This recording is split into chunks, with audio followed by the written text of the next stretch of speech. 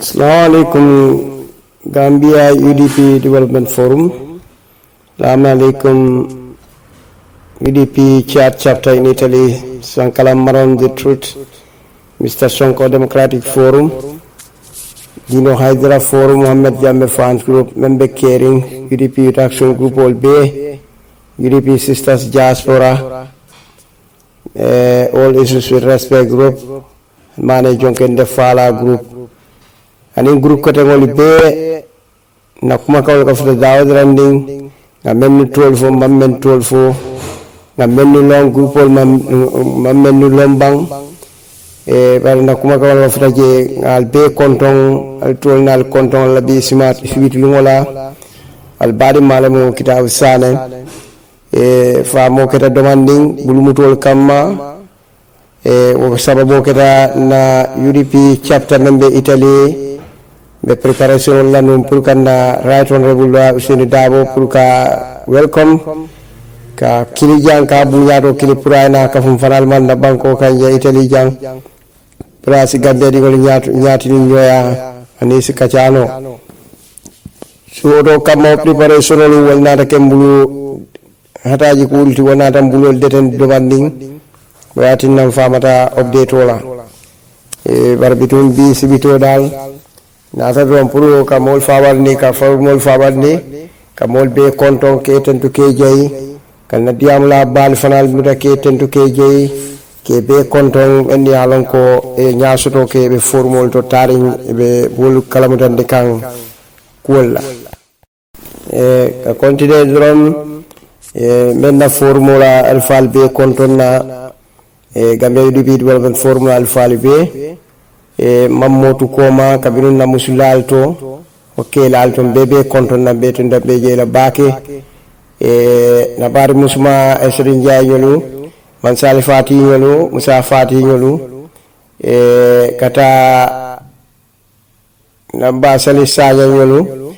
kumba sidi kan yolu dan sonko ke yolu tamba kamara yolu aliou jamme yolu ala ibore drame yolu kata labin sanya nyol be America ane na forum alfa kota wala Ibrahima Sane fana farato na admis mba konton na bake ane na alfa kota wala men yalon ko be tote fono la bari mo be konton na be ton lambe je la tolni konton yimalla mba fulal be assalamu alaikum wa rahmatullahi wa barakatuh albadi malamu kitab sane bi sibitola nata drum pour kana update ndindike ba kon daltala nyama famo keta nyama barbidum ko bi si murna ngana nimol sikacha domandin na mirandingolu ka findindi nan mirati balu kan men yalon ko wala miro fanta bake kumo yinkata nyama itol sa beta menole e ke sotado oto ala baraka simbula folo albadi ma kitab san benna UDP fanala support lal fanal be kondonna men be Italy banko kanyam be tan lambe jera bake kata Spain banko kan kata Germany banko kan biten kata fo Finland banko kan men ya lon ko wallel be kata bendundir lalti anin giandir lalti na nyaton ko rayton Ousainou Darboe ni Ibrahima Dibanyolla otombe mobe tenten be jela bake la participation o yin ani la contribution la ngal be tenten ngal je wala bake wando wato UDP na alfa inshallah be to yinna barate mela to yimbe kum fala in this October yo barbitu wonya na wato sita fana be information o janjandi lale pour kaji tande ko wati jumala be murra Gambia o fana information mina mba sindira Gambia ko jamama men yaron ko be korontori pour kaje ko la honorable Ousainou Darboe ka bendindin nya nyimma kala Gambia International Airport to oto lu fana be announce la inshallah na diata ala men be sularen pour ka ko nyi long mbal dan na dro comme ça tole be kering folo bar inshallah na diata ala ñu October ko la mu bari watu men na be kala dro ni watu ciobanta dro ba announcement ol dila kala kala mutandi ko abe murana Gambia lu men na ni watu men na oto ngamo be tentu ngal je baake mina aduna na update o kono albali male mo kitaw san bibito sibito la to karo mil tilmwani sawla in september pi na update o te jam fa bala comme ça be kuma suto wala nata ke inati in brief ke suto ande do ka kumoye kumoye firindro bare pour ka duwa kumo woni kono baake watol teje folo bare biton si update o dati yenda wolto be kala ports Gambia la ports authority Gambia la ports authority munan nabi ngawtan na update la parce que wala mente ko Gambia banko de masakunda le be mbulbe ya lonko masakunda yi ikala masakunda na banko nyato ikalanta nyame nyama dron ela do kulal faral fe kala fe sawar nyoya o masakunda yin oto wala tinna port authority na ful bamu data adunta nyamo kono akasarata je akonyin kiskisiro be ke abar fenta bola jaba kesata bola jaba je bawo jaloya singolo fora kan o tantango buka kosino oto port authority ndol dana meta folale ko Gambia masakunda yanna yatilim port authority la kaje topoto kaje silol walan ka ferol fay men santano bankola soto bundani na fulo kanake kensawti abe soto la mo dantambe balulala ke la hajol jara la banko nyi obe fokan rol wolu port authority Gambia la port authority asi Gambia balundile nyaawo nyaama ni atonu mol keta je men ya lonko dokula kendo ani men be marala dokula la iketa fang e manke fanko to bambannalti bari mu londiti yellati ya londo suta na ferol soto kaje ko ye bankola intereso nyin tammin ni nyaato o kono bela kayro sikunno kono yo bari biten ol jamaabe je ike nyalo men kandro wala muyinti ko itulla hajol be jarala nyaadil wala na ful babe kasar la port authority bari kuta kiskisno la je men sistema oto na Gambia ma sakunda ila felio la muyinti kaje ko institutional men yalon ko they are strong institutions men si Gambia na fano e Gambia balundino Gambia din jama'a tra do ko ne muna si muna fanno je wo ma sakunda le be sino la wala tinna o ko bete keno oto si mbulal bali ba kitaw san madama Gambia ma sakunda men beje madama iman taran sila kendo walang fo ebe tanyani alhalo men kono tem bawo president baro anata nyinala comme ça ko ka banko la institutional ke muta ke reform ke betandi ke lundi fanduma kendol kan pour yin kamba ko sama momo mina continuer la place o min to adabe bola place o men to bawa la place inte jem pour jem banko Gambia dingol la place o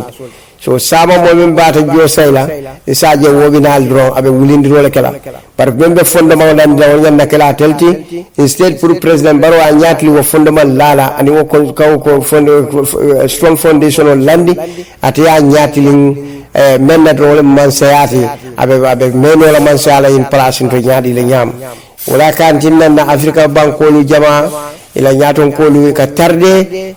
buka banku do ku keno e ka fitina me so dundi banko kan fenta foy ka hadume place men na katu janni be kala place en to si kumo befo si moli nyasa say kuma di ma fo moli but once ye ke place en to drone ito ka men follow target wala mo intiko mol be la filan na nyadi le nyam so wala ke forcer ni e kala fi katu mansato e kala fi ka boje hanna to wana ya lon ko chance te buli si fambalandi je pour mensal na fitno si wuli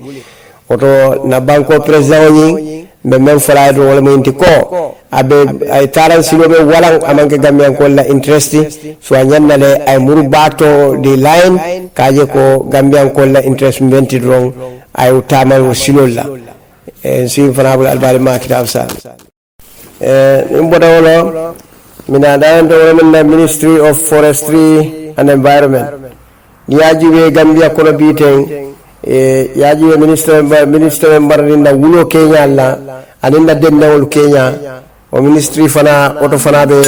wol fana keda failure ti banko kan mune yati na wol fana keda failure ti banko kan katu bele nya bala na wulo be tinya kan mune ba tinya kan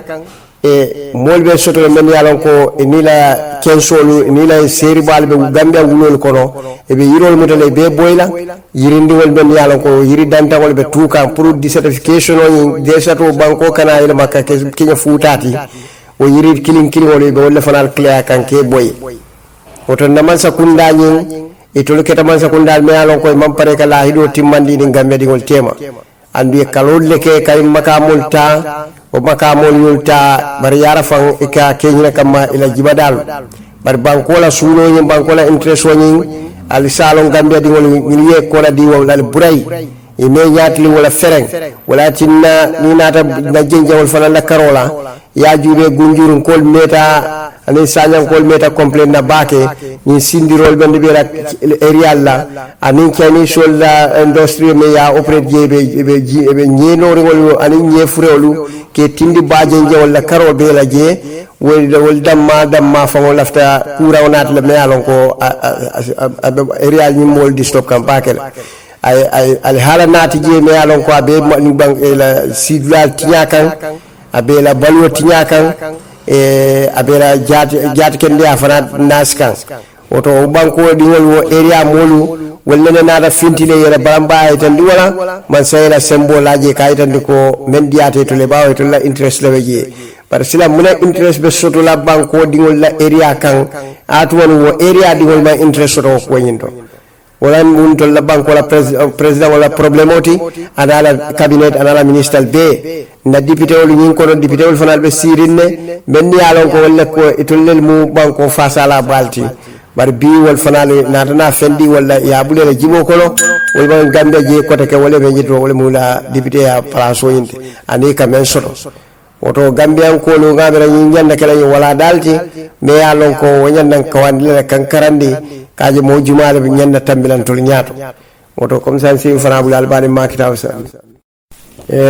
wala tinna gambia banko nyin akata felioti andu mulesintinano gambia sikanano wala be ndiko gambian kolu ayyanala aliyalon alla taran silo politiko kono am munati alla nyanto munati alla hako munati wonyanna lonnale bari mo danta eteral nyaato ke tambendi jedro president wa fansan sa wo molla wol betar loyal lim president wala kaje ko e loyal dan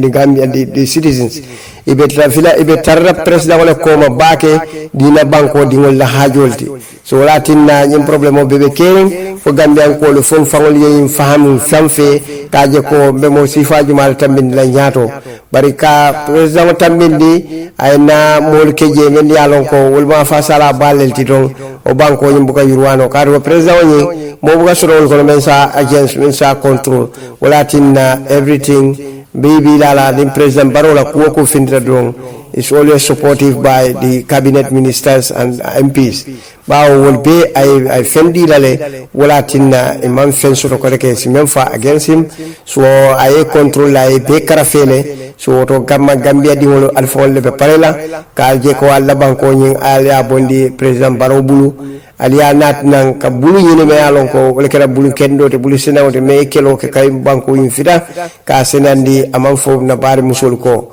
so to gambian kolu alinga jibero ke nganda kul crossing along ntol yanda taran sila jumare walanna me sintol nafa ndigol nafa da samu ay da samu nafa katu banko tambida na gambia tuma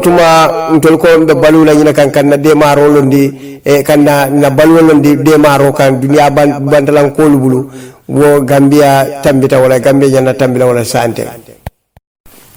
ina raji fana na seno bunda fana ministry mem marta seno fana bundala wo ministry nyim fana oto fana be lamfurim bake comme ça ni barola government ala composition of fa jube dro ibuka la kilina jiddame alon ko safono ko ni ministry department de ñu lebe sobe yare ñu lebe nyama ñu lebe ku kata kam banko o ministry de mawje foro gambia santen ibe mu feliolti ibe man taraddo ko wala me alon ko aske gambeno le kairote aske gambeno le dahati katu ni seno bunda ministry be marani senola wala do ko kuma bala be bulu me alon ko abete ata baka kolat sene lalu men alon ko gambia la do ba gambia la GDP gambia kambalu la balu be lorim men kam bake o mo senolati so sene lalu selunten yela bakasol fenke tiol sene yela sene jorawol parandi e kafu nyoma masakunda man fere kanino man fere katano men santinano do balla fengol sanno so andu do walla fengol to e ka fen jamaani ni wolto isi dinno la karambol jo yani ku ko jama ni haaju ko te mem manke wolti barbitu ajube abeda zero so ton da minister me alon ko amarta agriculture la wo dal wala do ko en feltale seru minister feltale nyinam fana minister feltale kadu hani president fo nyanna futal do balma ama keno ni lafte nyinin kala ko linda saje ko dépense men betol bu wara wata bar baro youth movement wala dépense o be soto inne baro fans ko wala dépense o be soto inne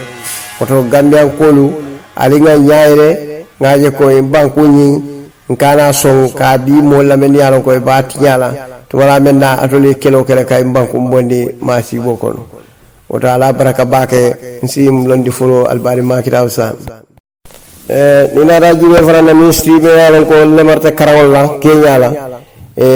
o fara je fara be felinne kadu biten gambian ko la karaw nyanna karandi wala karam wala karandi wala jora wal ni la karaw la ali halo o nyanna falinna bake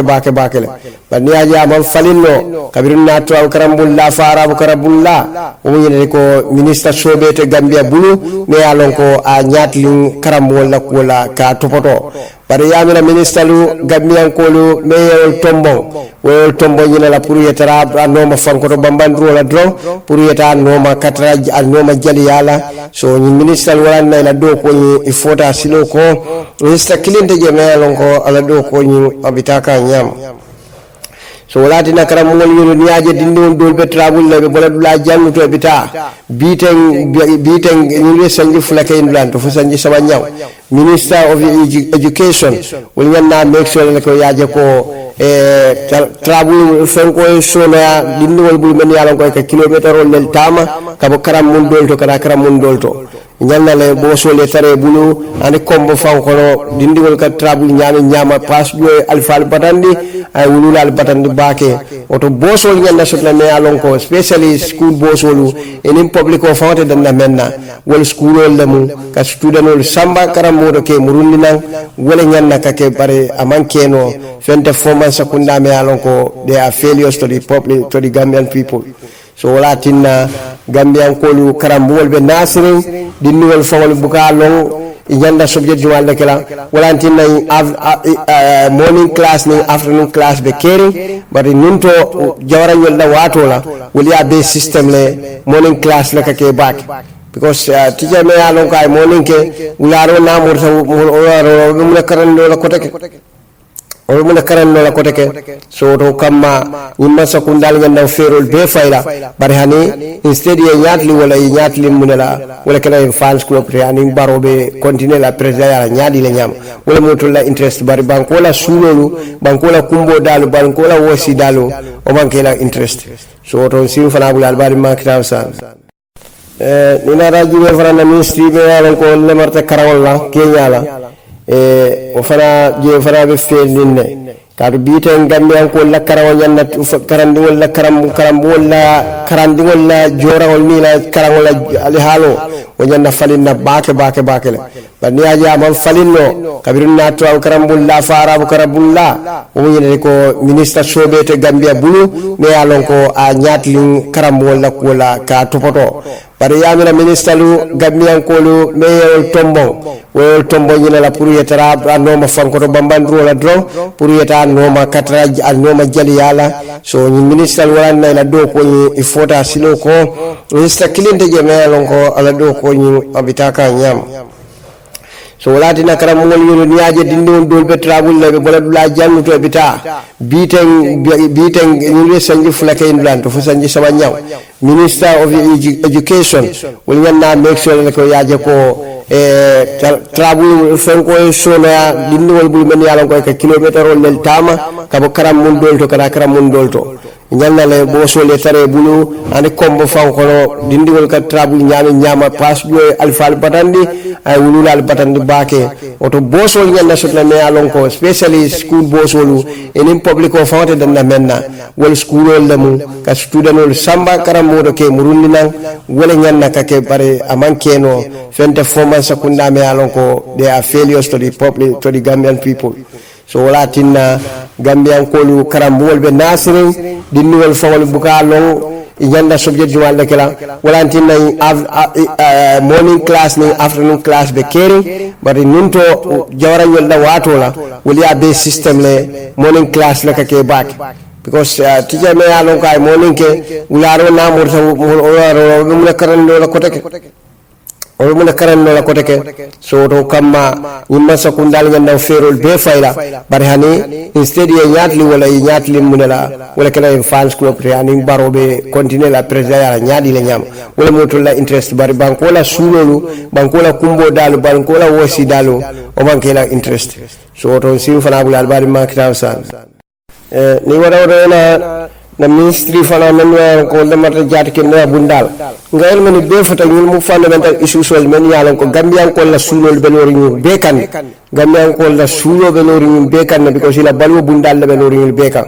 so watina niya be korosi ya composition korosi baro man sakundani e ka lon ko tonya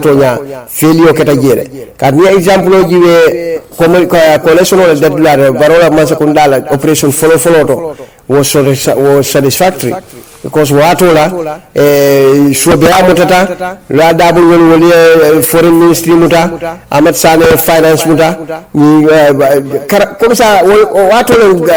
collection ko sika ko bar bi ala baro tata miro so ko comme ça ko alafta continuer la mansa ala do bi ayo fenko so do hadumo so do greedy on power so do wala yatinna wol be bulata nyamo ko sidan so andu kuta benno la ko deke because programme ol be lostale wandi programme ol ka wolle safa ya yala dron wala tinna lay speeches men ketaten pour itol la police an fenko ni e kamen de daten idea mo jamfandi bari ni dia mo ni korosiya kiskisiya jube ibuka kesel soto do mentalo baw gambe ko be sularing e be kumbola men na sutotili wo problem wol be laring femman sota femman solve no wolto ite kada ñu programme so ibe mo ñu programme fola ibe men kenola koto malbe laari mawle keno kuta male dol keno la nyaadile so gamyan ko lo amanjare pour mo e fambaran diam jamala même mo di right inti dron mo be nyaabe mo be nyaabe le renne mo li yalu no mo be kering biri ya jammeta tambita alman karanje ni aram baro nata ni mari man karanje do tete karana ko ke janni ila yawmidin woto gamyan ko lo wato sidale pour ali alfan kiskis ali man sakunda la ko yinka kajube ye muneke ani ye muneke no ani bina mun keno la bawo man men keno kunu ni koy bina wala kala be kuma ken sem folla so to kamma ngal bento dunga jeyi simbula folo albari makita sa ka continue ko ke bi update wol ben gembulu yandan ka siti and leten dron ka summarize ten dron wa dun ko be dunna ko no baake update do si ala baake bar be karra do no suñala ten dron ala fundamental key points solo be karra la fala dron pour madi wolié mira la balé ba hakili ndaw naman kuma hakili ma buka alonno abe muneto walla ala ftamune fola yolati nan to hakili ndawon ka kuma so nin kuma ta dron hakili ma alu kalonne lafta mune fola so lati na Gambia ño ne te keno la je ka lampo manata le bele nyaaje bele bota di bokono bebe fan yalla kene fan wolto say be nyaade ñolale so adam baro na la sakunda iti nano le ko ka Gambia ni ko le filindi ka Gambia ko nene atwalo kene baton be nyaabala mu be kering banko ni molte ni lara yim banko falin a falina ke banko mol bulu ken sawti o Gambian ko ma nyana sonna wala banko bita ka nyatole Gambian ko dam malbe tar kan ni takaro kono so kela banyo Gambian ko nyanna minekela do wala mu ko nkana ma sakunda bulaje me alon ko ite kuke kan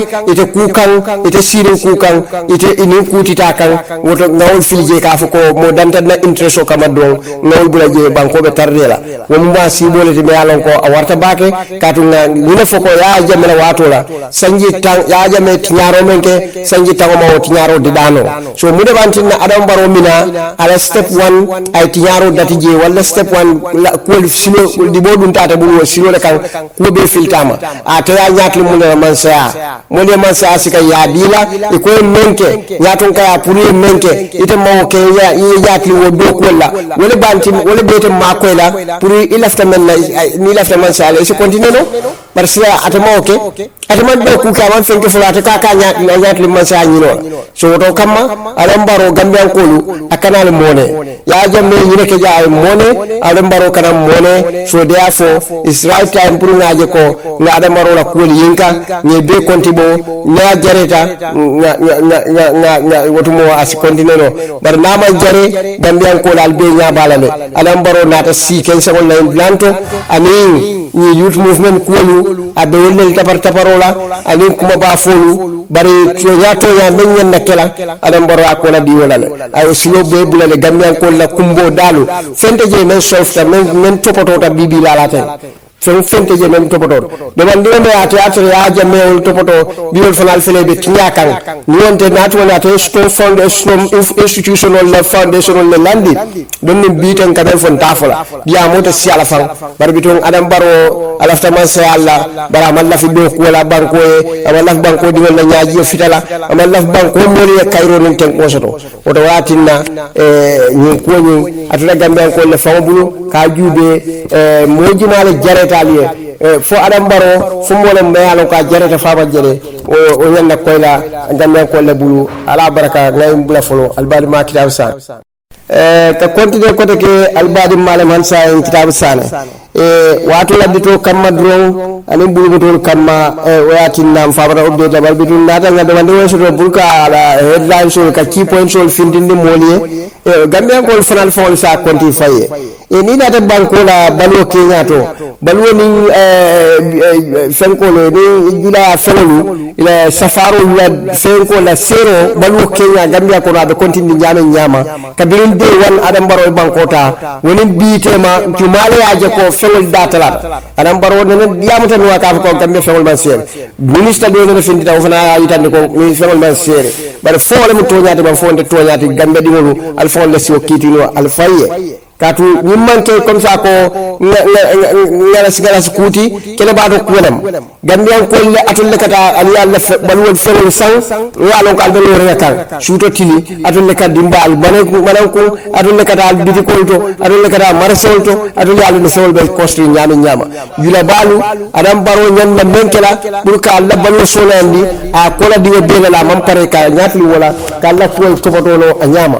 so do kamma gambian ko la atul fawal nyannal fan konti bolale kaje ko nyimma sakundani fo ina ba sobe Allah ban fo ina ulbe fe Allah ulbe tilimbal Allah ban ko mo la naflula ka commission wali yele ne ya lon ko ala result be ko la zero ka to niwonte ye molle nadna ke ko TRRC lo o TRRC ko la albe ajele men kata je ni kuya men kata gambian ko ka albe ajele o ta lab wata jo wato sita ka bay kaje ko ne ya lon ko man ke marala kendo de marala sobente marala me ya lon ko nata yina la pro atiko alafta mara lore kala bari bara lo iba kala nyaadi le lo ya example do lo itan la fo ibe tili wala itan la e sobe ya itan li e to ya itan li o bantina ko gambe ko be lalela yele banko sika ya kon dilay koy continuer bari adam baro fo ay ni timo sotole bang fa ni lima na sotole bang fa ni lahdi timando sotole bang fa la fi to ya e sabati bang al wo continuer al ya yin kali faye kan ni wonte ni sanji sabo men fota coalition government ya sanji sabo men di lahido di hannatu mo kadde fayte kala bar wallahi do ni adam baro nyanda bulala wono wala kaje ko ate ni ne fo tangi sabawo sitale so abi mun kala wala mon diko ko le son ko men sa di sa barata be ate nyalla step down nal ni ko le so be kala election ni ko loi men fo men be continuer way continuer bare ate ye sangi sabawo le fay so ni wato site do abe danna holdo so ni ne nyanda kala full respect ni ne jannal dina lahi do tim la mania soto no adam baro la karola ni ne banti no next government momo mi da do sobe alternative larin banko kar wala tinna Senegal ni Senegal la ko jibe abla wadna ta example me cette démocratie no du Senegal wo kola wo keda real democracy lete bari abla wadal fo buso democracy fam buso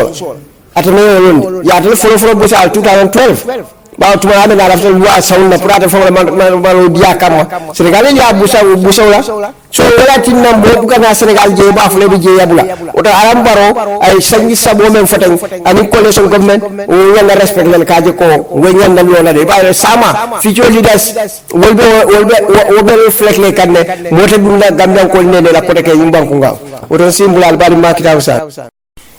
comme ça bitu wo fewol dal be sirring yawo nyandi tol bam bakala ba bawo bangola na fulo be siri wala kunna e be wala pasal ka biade nyama e ka dum di commission kunna ya fenko na ti janne constitutional review commission o fana ko di kasaro dron ka ni wonte o man jare wali round gambia wali round dunya be kono e be round na mulela ko di tinya ken so ye même fo ye million de expenses wo dépense kunna pour o be ko di tinyalti niyo ko do kafno ma yondu ndatu la balu ko na gambian ko da dabalu be sonala niyo ko do kafno ma ye constitution ye men be yelte because ni ajube na fa iku mata bakale bar biton ala jube ay anafa ni anata mo na fa di gambian ko right now bawo ite mo example na misalo na moy be yalo ko be conquering atinya na abe sura balwel da fende folo ite kata ko kurto sangaye wala ka benni ko sawe wala na fa munela o na fa mo ko bonni wala ibe do ro sanna ya diala de do fla ko lo fa o mo asna fendo mirano bar mi to okay gambe ko do conquering ye constitution review commission natna gambe ko wala round man la do round ya jam to la jang ya dabo dar jo sota bunya sota hormo sota Italy jang because mula siabu atale gambian ko faade men yalla ko Italy banko ka hadan ya dabo na to janne so alanna gambia pour gambia la fenko ni gambia la ino alfa kuma baydo lam banko kan kada gambian ko fe Italy jang ya dabo la folo so wala dinga ya dabo mo jama findi tan indi alaaj no masugo fondin ke lalu rad na birata fawna da jala cross ro day wala fo akay menje musol la karo bara na da keje siya baba ta musodi fondin ke le siya da bad andi wala kada je so we mo itan bi kon sa ko gambian ko be desperate ni masa kunda men be lorinje ngol mo jikrete da masa kunda la karola fere mo jikrete so si falle be siaring baro na da nyati mun la ko national development plan I would second the funding ke youth movement on la so we be mo hada la banko kan ni be development ke no iye ministry tambo minister men yalo ko wala yanda banko do kula ye key point le portfolio sika ya dira non la ne rondo tamad le banko yin doku wala ka banko samano bari wol minister na da ke mo ti men yalo ko wol be ko da te no jël yalla sila gambe député wol fanal ben yalla ko wol fanal buna ba be ngene la banko di wol fa salati wol fanal karkilo be buna ta balo no ma ka ay jaroti so fo atol lafta yila comme ça ko gambian ko lu wolu ngam kala mo furi wala de comme ça de tara wural no maten do kata ba gambe to sansera gambe ngena balu do ngena la do comme ça la balu be wala yina kan ko bandan ko la be maro fo tuma juma lonna le be tombo na yel do ko ke banko kam men yel londo soto ka banko sambano bari de man londo soto ikam wol fanal ka men man londo soto ibe ne nakiri la pour baru ya solo ala nyame ro iko ka gambe lo la brain wash so gambe ko datul fanal fo nyanda ko rosle kaje ko nyum banku nyum wajibi lam pour no pare nyinna kaje ko banko la men si banko di wol mako ya banko samba nya mako yi wuram kayroti banko ga wala sim mako no o do ngal tendu ngal jeey baka la baraka bake ngay fala bula fala bar makki dawsa yajibe ko rek Allah jaar kenda bunda fana woto be zero ko do men nyanda dépense pour ka gambia la jaar kenda ya bunda kunna o ko be ni yolde be yusi ka samba nan ku kote la me yaron ko ama banko dafa idol be jikiri munela comme ça ko EU lafta 1.7 billion men dira gambian ko la gambe banko la so donni do yusla kela ferol tamani ka be tanya nyote do man wol men wada arab banko ka ko ni wol men fulata yele yusten ka pasal ka plan ke ka fasun do kordal doku ke la karol doku ka ko pompi ka di mo la men yalla ko be fasala ke fasa handat wala mo lafte ito la fen ko kuru yalla jala do wala ka il fasala ke sinoloje ka mo film comme ça wala be siare wa ya ga mala sa kun dan ya jube o système civil tarta dum je ya ga ka ko pompi mo le ka men yalla ko wala ka ta fen public figo balelti ila diamo mo jara ka mo bakal so I will follow bribe ka kodo di wala wala diam gambe kole so adam baro fana yo system wala wuli wala tinna abe safe control kan abe alkalo control kan ya jamme ku kilo me mori ya kele ka bonda bulu because alkalo ni independent alkalo ni independent totally ba sato ko alkalo memo alkalo tije sato mo be man ta parti kilindo modo be parti be aka do support do ka do support so sila bar wolbe mu collectively ni oldu be wolbe mu ta sato di wolle so te na fair no fly wol da mal tema so lanna alkalo ni independent so se fe the same se fe na banko kan itela banko tundol be mobe ta fono la ko mobe ta ombre palansor kilo la kono do parti do so do kama awalam baro nyanda bulo fatala nyanda jam fala fan distance from the safe fan distance from the alkalos akame control akame manipulate I bulo from their own right in ila own political fenkoñi ila miro men dila don wonyanda tamala wala banko la tamandri jato luwa o mo be central yo barbitu ifele wala be kafundi nyoma wala na sef kuno dolbe soro ndeni ya lonko wali kuriya me ko yaje metinola wali yaje ko konyi ni adam baro bota jedlo abe kele bulu ma sibol so ko bato na sembe adam baro na nyaani ni na tinyaani do to man do wato inshallah evento nda ko be suto la wala nyam so wati na hadi bi wolbe fa kan adam baro noma ko ye fa aje me yame nyam so wati na gambe ko it's right time and high time to kaje ko Allah ban ko ni Allah falin ka mo kendo nat na be alo ka ron do soko ay na ni soko a barako soko a fam do soko pour ka ban ko doku me hino ni bara fa soko gambe di wol kar gambe di wol ko mo jele fa kan bi la ni ajibe the statistics mo ben ka fa gambe bi asiata bakal si la mo do ya percentage ba la ko almost 15% a be fa kan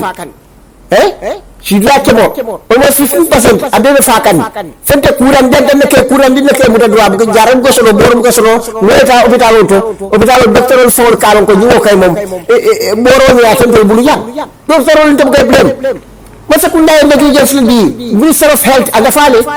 ministry me yalon ko mar min health ya ibuga fente nama ko kabula baro no makala agenda fasa mo ledo baro la agenda mo de youth movement baro la agenda mo de baro la sta mar lol so ikay damal empa mo baro na baro be abi mo la ay mu ne la majele dem ñen ko lu ya no blind dem ñen ko dal canal fa sinondi ni wala do ina bari musol fana ba ma ñu bari musol do il faut que musol le fasa ke fasa mi tole ka docteur Aïssa Touré me yalon ko musolem adana da fo ba en position to afro da trade la ay mu ne ke trade ministry wato la be je aman ferme keroje so mo de ko ya da vice president has all opportunity pour ay musol fasano bara to mo kero musol be halakini ni marso to bi sama ko ni fura la do kay musol tar sirim pour ko la ko musol ka tamay jeel ko fe ko mbale to andu ni musol ni lebbe banko do ko ni lebbe banko do ko lay bar biya jube do ni musol le ka dépense ni ke mañe ni musol le ka dépense ni ko da sinkirol ni musol le ka kato de ka anin halako yibula halako ko suuto tili don suuto ba ka tara marso do be balwo ni ka musol le woso do so da julo suba around 5 is finti ye so julo pour de la fewol wafi fo e fendi wala so fe fendi so do mais ci ka dimbala dépense soti ma fi ko adam baro na ko si kala di mo individually la par même si mo da handi no mais and baro si sonano mol bulu o bata si dahan wala kan daw hôpital kalo mo kam pour en kam ko jama si jaranoje ite mo kunkulin na jarano bari ni mo dalo no karam mo na ganda ite mo kunkulin na karandi no bari ni karam mo da mo jama be si karano je so jina mo na fat bata wolle bata abra baro ma jeli long ama sura ka je fana long ata nyati mo birati na do ay ma sa di wa ya na ni do ya nyati mo da ko jam membe je do wala mo ko ali bat nte yenda mo le so do yalla ko be kala na propagandation men ni yalla jela agenda wasila mo kaje ko proof on situ men masa plano ni kam mo plan nati nan plano men be lari iti nyanda men ko gambira plano be lari already gambira plano be lari no already sira adam bawo adana yaaje me ate plan so la yaaje me si ate mo ne plan so la yaaje me plan so ay jora si parce que plano be lari gambira sura ko ku dan tan be yalo ko ja key points pour man sakunda e nyaki woto le woto do ku gambe kole nguli kayro so moli relief so do bandi data min dollar mo kan nanata ndiana ta do kamo fo diala e kamo diala ni mun taw fo ya boten la jam bato ay kamo kali ay ka jël fo skali ya diala ali ya fa ya fo ndal ci o sidra ke no diala ali mu dal do mo diala do mori ay fo ndi so gambe ko le boden bata kono for 22 good years mo le farindo risky mo do fata wala kono adam baro na ay na fenta ay na yanda gambe di wala bi ada man su fata do ay yanda da gambe di wala fata si so ko gambe di wala ya jame mo ke ja ya jame mo si ko si fata ke ja ya jame adam baro mo be den ya jame den so adam baro mo be den ya jame so alinga tonya funye gambe ko alfon le kilo bela rinyin kande ko ya be ko ri ne ko kay ko Kedeba, ay tara so mo kenso mo yalla ko adam baro no may jiba ko da jiba dal la grand prix le bari bakter bari ja nyima ko ngay mo dante be je min yalla ko yo ko da do ko dati fa well within this short period of time 2 years within 2 years will do da so no dati kan ika sawri bondi min tole ika mana sawri ke jojel ya 1 million 500,000 300,000 100,000 ika wasa per month. What kind of service are they delivering for the country? So do come man go having the minister within 2 years now ya jabu bunjal lo ala question ko salary mo min tole ako salary mo min tole dem men ko ay kala son ne rola imam men ke tabriban the minister ni la immediately ko do kala do ali gal fanko ali ngay yinika ali gal fanyi ni ga ni kay ko do ba min tole ala salary mi jelleti bankola na fulo me du yakam gambe kada sadadaro gambe toyala gambe foaro miskino be yalla ko be siri ni ko do ko sima wala ko do me yalla ko dunia kay jube go barafa kay ko fensi kay ka di gambe wa masa kunda ka mo ka dundu batarola ka kay len pour parti ko beti ten ka hada yuro sika ka di banko di wala nim do fala be ka fa UDP ko le ten UDP is fighting for Gambian people kabirim fedde bulu UDP be kelo kabirim fente bulu UDP be kelola kabirim fente bulu hal fasale be kelo woto kamma ni wolbe ko mara bi be to jafara ala moy aram baro divieta la siwa bulale ay fa siya ko la men ni gambe ko le so mo la kelo sino ban kilim comme ça be do al shahaka do halbi update be siyalim bawo famo kada suwati na man update keno albari malam kitabu san halbi ni yaji be gambe ko la taninna transportation wala mo transport o tidro sambar fawol men yalo ko alka wala ta ben salla taninna solan wal bulu jawra wato le jawra kata jande ye GPT fiso to no jande ya jame na to jang a bulo la wona flo be kan GPT fi boyta siyan adam baro wol ko pour wor fomin ni na kala pride ay institution la yi biir ay mu nekk je adam baro fay business school ko me yaron ko bole baata prospera bole baata sambala ni wat do bari gambian ko pour wol skayro so no isi balu no gambian ko fana leta nyato adam baro ma wot interest wala tin na dirana do instead within 1 year a nyat min man kaman kundala a nyat min man kaman kundala wala na bandi akafu wala ko akasi so ko do baata do at le moto sa bi $50,000 muna tinna mamman kaman kunda da by that time muna tinna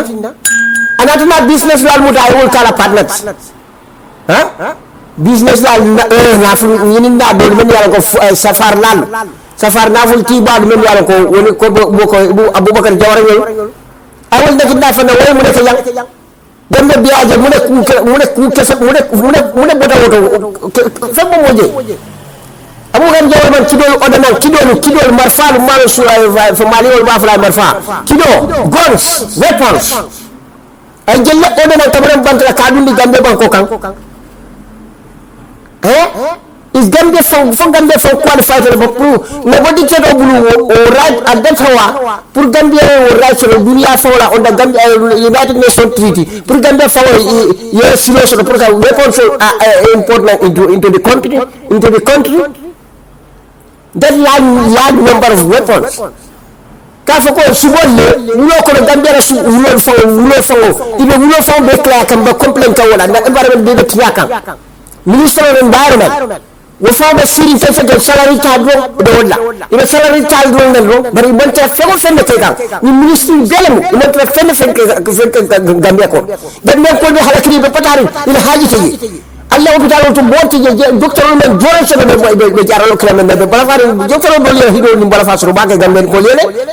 bari jorante bulu ba sekunda négligence ba sekunda ko la biire ba sekunda be dame to wala kala sarali kaw men fon men ka fon fana siwul sawan so ba sekunda ka men kan do wala mu do kari jël na sa dollar le sa ne siwul sawan so si jolo dal fo si na salary sotolo ba ban ko di wol wakatul ni ya no fa Allah ta'ala to ni ya bor kana ta je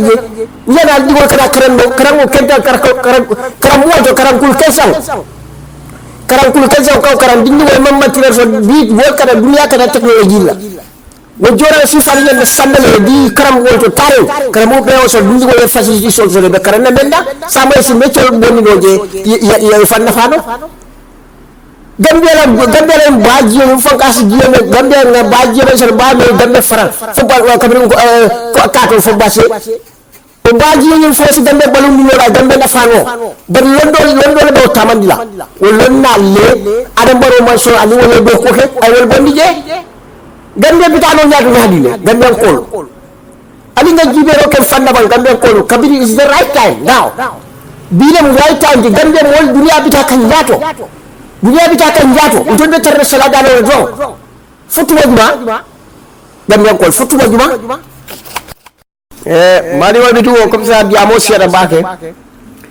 bare walla kuwol ka walla tanan do le key points pour ka cha walla bi nyaade o bedo siara bake bawo famo le kedo wandi ku jamaabe fudine mbulu la tamen findinda pour ka molo hakilma andi kayto ni gambe ko la ko gat ni masa kunda be mbulu ñun fana they are the most failure they are the most government me alon ko itolle fota taransiyo ko masa kundal be masa kunda me alon ko la taransiyo filtema a filtema tilkuntu bala fente fola media kenso dro ila media kenso ni darje ñu no damma ibe wolen ibe media le moma ibe dar jole moma ibe dam male ñun kanje bari man tay ñun kam ko sa ko Gambia ko Gambia banko fana ta ñaatul wala tin me kawli wata do fere fay ito la ambassade be contact la do salada no keno lay banku jumara kam fo président travel no ay ta banko kat ni si keno Gambia la fen ko Gambia la lonkan dokot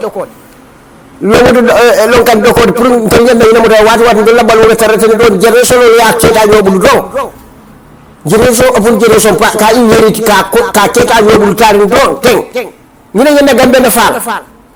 Gambia ko ngam farin nga pare nga banko falin di nya sayar won wati na UDP ni wala UDP da mo digol do ñew tuta ko ñu kelo dañ falin do wala UDP ite coprel la with any government me yalo ko mom pare ka Gambia di wala kumboje ka Gambia di wala bata kuje because ite lewale kele so do kama momo yalo ko lafta Gambia kendo la me yalo ko asike wobe dahati alal ñaati UDP la de ni UDP masa ko UDP parti me alkaje tan ni nam Gambia la samol ni nam Gambia la greater future ni lu wolu masa ko da fenka kala UDP de Gambia ko jama fo be wafla ni ngalo ñu kabir ñu jong ko di mas UDP la UDP ni la plano in theory adam baro ko le mojo but practically ita exercise mora abote ko be me yalo ndo so abote ko be amoso because you debu tijarale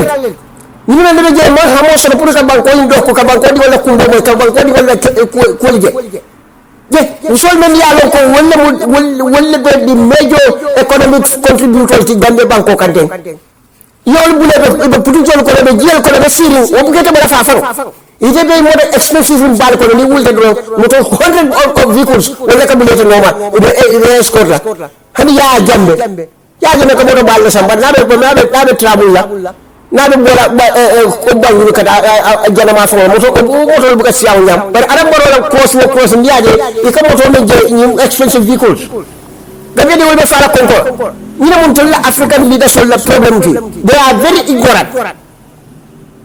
ila miro do ya batale le miro de ta bakele ibuka miro ni bala fa so be badi ila banko di woli itule kan men jedo le mo masat ni si keno banko la ngata ni si banko le faro ni si keno banko di wol bonino development in only one part itule banko la development me la plan be katra one part ite president musolu ile minister anila course associate wasu banko sama roya dan ko be ka sika mu men wala course associate ka fintal ka fol ko ka sefo commune noa ka commune noa ka mamol commune noa ka fe ko ali tali jamba ko diwon so we be stupid then bari ni na flo be tiaro kala gambe ni na gambe titalo nyato gambe ko fente bore ni ko gambe ko la te jero la ba ali ngen jesilan ali na ko banko nyel development banko nyel yuru ala la ta nyato Allah hospital mo de sasare suokoro man hayno kadal hospital fo adam baro wol kiram wala to be carte fay adam baro ni ko le so gobe wala carte fay ko le so gobe men lay bar bi wala be halaki mo be men yalla ko wala ni mo banko di wol tora adam baro wala ta ay nakanda fanna akani wala mo do ko kala men yalla ko le nira ko banko bondi ni masi be ko akoy dal bombal bite ngala tinda sefo dol be jebe yalla ko yaaje mala sef tiar la bal wala mo toral banko kay lang grapping ko mol bol bi wala fan minindala purin kamba ko fento soto ayo fanal sika ay mininda sisora kaje ko ma fasala balde kar wol ban nata mel am masa gambian ko ali nga jibe roke ajibe na loi bundati jibe do ministre batambe du wol ko lata benda ay kali gimbata ay lahi kendol fo di wala fana ina falakas adam baras ya yele man ba ngala resignation moy mini bari tata kay bunta kan do ya yele man wadi be men tom tala jibo ko wala tin sa at yele man ko tek bar men dia ta maro wala tala ha sense of justice kiti be adon ko e ka du be la men diate da men diate do o kiti sifale kati yele du liggéey wala na adama di woli jibe woli mo fa dara sin commission de la de sa yum adama di fa ñame ñaw fa ña jobba bari may bi ko yam fa dawle bar police le mo taje ya man tora kamu arrest do wayin to la security le alte experience do lo munen tin na gambe security le alte kundin nola al kana se mo jay comme ça la security lu gambe security lu gambe fulaliye Allah long sayu ko duniya futata stage de yalon ko abeka tamani hakilolla mathematically ibe kuwo kuto ba taman lamin hakilolla bara amanta sembot bi adamadi o control aka tamani hakilolla ika tamani hakilolla kamalo ika tamani walla bari ta adamadi woni ko bita kan sembola don e buka marano ita marano la o possible no bitro wota sijerjino al salon ko hali dindi wala wuluta bi akunin tele afam tele atolu banko mo la fano le bal wo pove wo faro men dal keje sino le kala kan jitu mun kela wolle antin natul be ko sayu niaje ka faale hakino le ko be tamandi gambia la tanko bundal mbediyam ka tolle kuwoku niaje ka fa hakino le ka tamandi sayu ali bara soke bang mbe example na kan this logically ka kuma le faale me yalon ko niato security alba la moy ka albe ko la moy kan al sayu ali adama di population of bondi ko koroma minus the population now al population of bondi ko ali bondi minus the population sayu the president, the ministers, the vice president, the secretaries and the others sayu atalu alalla do ko tabandi nga juwe alalla do ko tabandi ba minus the population sayu alalla do ko tabandi ba ibaya ko di mo aliye miro so you put this into your brains aliye put into your vocabularies the dalbaja ko you will know how to work professionally, how to deal with the population, because population only man like tight friends wala matul la best working hand co-workers and the best co-workers are the population. But ni silang wal ko be fintila do wala be ni ko do itam la yenya wal be sikam yeta min nyato ngamira ni mo de fa sala do o nyame kala security lel atul le nyame wal fa sala kada wala atul le salary anda la fe abe ka mo lebul ko nyato ko be no siri je ni mo be la ko mo population ni foaro ni miskino wala la balu na flo wala na flo ibe siru wala kunna be ko ka wala tamandi wala to nyani tilimo silo bari sai kana wayni wala kamma kaje ko wala tara to yakan nim men tata be wa kala tenne ya to nyori kan e kale ko ali nyen kela. So most of the losers of securities, most part of the losers of the security, when they ke fay ke bare sali adama di kan ko population kan ka fa be maltraité ke la right muta ka abuse munatinna minister men ne diamu da podium auto brikama almanta ya arrest because I violently abuse, I violently inside through by his speaking, a state minister. But what a fankala but miskino no kono mo tilime finti ba be fere do alba fere ko nyimu fita wulin dal let us go and arrest him. Why?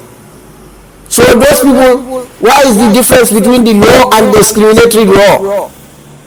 After selective justice, although law, I can law mutale ka discrimination on that into our laws now. So this is very bad. We are in Alambaro. Police will be for Dabo Kondo, Brikam Marsoto, Serakunda Marsoto. The anti-crime unit, Italy in Tocho, when I'm not how you can touch into why? Handing more balantatul baratul sembo watati. Atul sa no alba no fail logically through by your own experience, professionalism, alba mari manipulate, alba control the yadi nyama. Atul hanalma balugla, alma fent ani wara sokala. This is the professionalism of securities. So alsa control no aliasa aliata amanan kudula kilinto ka garanti dula kilinto fam albulu mambala alsa mamala through by mental torture alsa kununo professionalism. So the servicemen ala start ali awareness sort of science in your service, and then the servicemen deliver to the nation. You should respect it very well. Put things in order. Then ba ko sama with dignity, we be muratul for the kang. Atol be now dignity sort. So the mode tendo na je bake. Kuma dia kuma siata bake bi de to kam wati nal famata because in tolterra na raven rebu sen dabo la bendir ko programme to so Italy banko kan wona dam bulul muta bake famata update na buka chal so hana diata nye oto kamma muta bido kay kacandi wolke dem obe ak dal na kuma man dia ni tata kuma fo mentene dal sa ka to mu joya na solti ni kumol betada ma satalal de marolti wonden dol la barakati bar gambe ken dol lafta wala jela gambe mes modo si daha sur modo kayro sur lafta wala jela barata fono la tiwo ko alin loi ken do me alon ko abe loi ni be tamala loi ni ke manyan na babiya jubera loi ni manyan na teriya jubera wala bantin nak beta gambe be wala bar beta gambe ka fo vocal e babali Beta Gambia, one Gambia. Without real justice, it will not work. For Tilimole Sabat, Tilim Kendo Tilimole Belola. Nay President will follow Bondi and disassociate with all these fans club and these companies and so on and so forth. I'll be fair, I'll focus when the American Bank on the problem. Banko wala major issues alwo target altita ali ko ba dal banko dingol toyala ali adat na ka budal la jimol ko ali fay with all the other programs different from the national issues, and we call them those issues those development plans, national development plans. Your individual plans are national plans. In your pockets you call it national plans.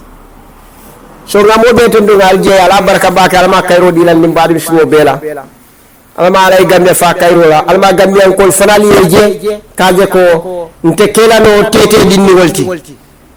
tete dinni woma dinni wati waden dolta wulino la molbe tol tete la don tete tentente jalwa ko yaro men tentente foye wulino sing fulo la tentente fam fara yo okay wobe keno nyaadi nyama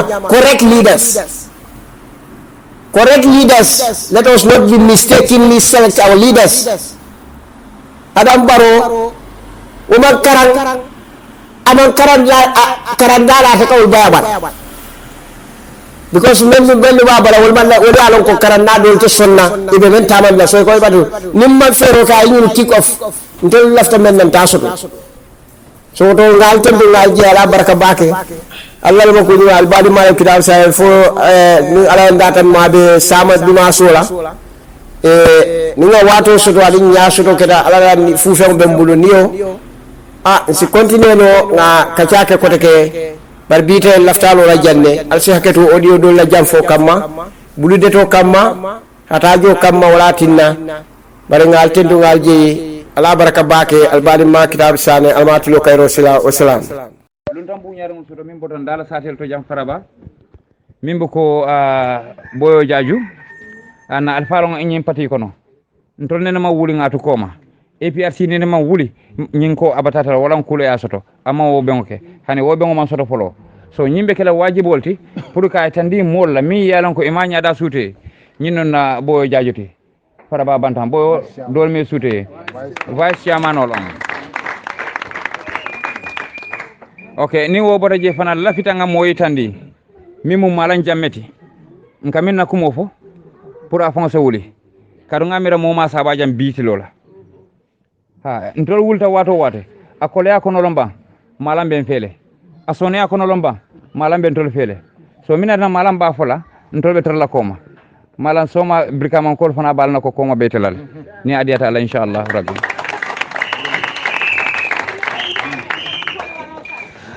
ni wo boda je bengo fama min tamu ciamano bi janne mimu pirantati pirambe wolonde bar kabe fo mamirale na kiyamano sute so ciamano se wuli na je kabe fo timo eje kay tandi ko itale kumandi ital be bismillah kan nyim bengo to jam BP ciamano bismillah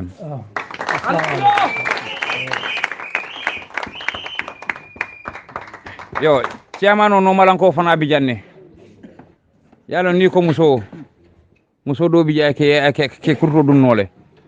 ngata ma seje na nyaton kolla min kede babil masati to nyato nyantele dingomo kadu ndabo kundan kolle jame kundan kol wulu ngala tamaseru minje ate mu nyaton kolte ala no malon ko muso lelti sa en tol fana ngolo kopi ko kabe fo kol ntola nyaton ko mu kelelti ano malon ko musolte bar musolo mi yalan ko nebe man bambangati de nebe man bambanyi musoti sa musoni ise wuli ye fama tandi molla kabe fon kol yeje okay na mobilisation general pirang niya moy kankula rol non ko kan ka fundi nyola mi yano aman kabul kol ya koti wato wada findida atla miro nal hamo minelti njita mol kumandi no nyaadi le APRC me mol kamalana no nyaadi kananta nyim patito wolon kerin jibati kerin jiba nyim mol fana la fete fana sute la mol kono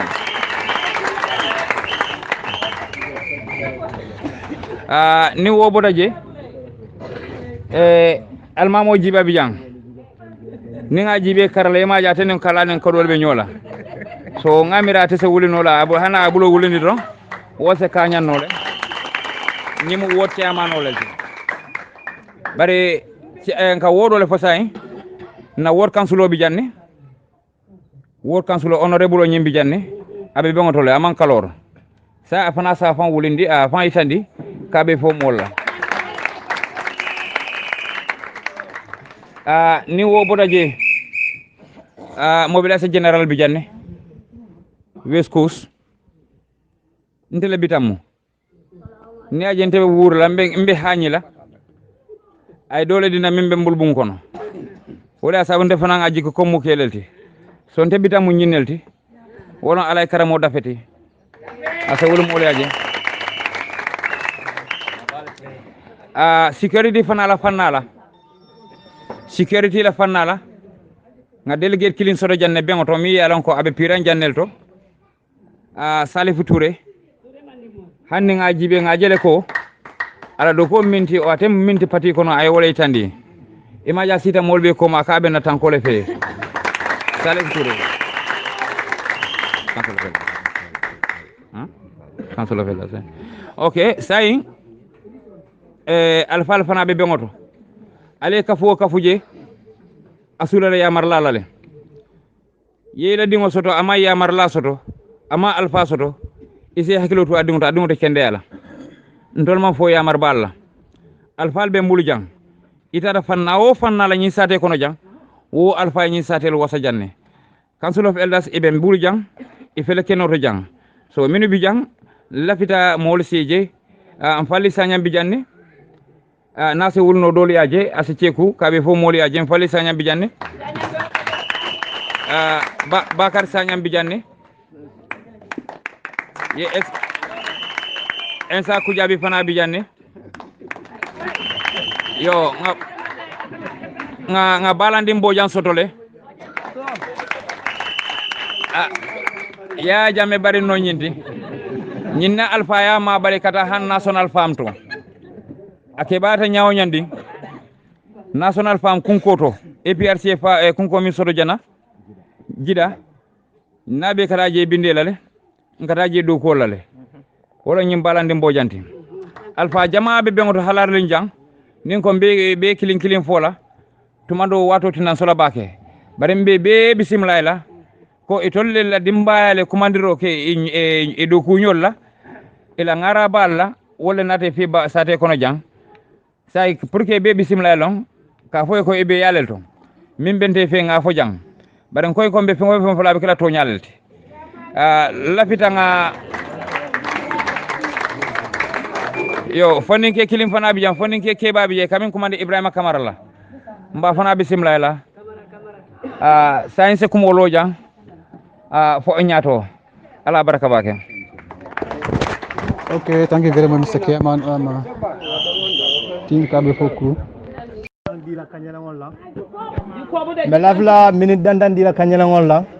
C'est national anthem ñin la membe Pirambulu, Gambia tabiyel ba Pirantabe fanambulle. Et c'est là from there sa na kajajin da commencer lu ndawon c'est fanfo na kajajin da yele. Kanyalong bal bismillah la. Ala Piran national anthem la. Kanyalong le.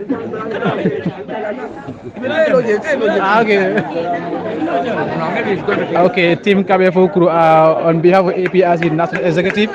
Mbarum bi filali Piran sa telephone jantin Kabe Fokru.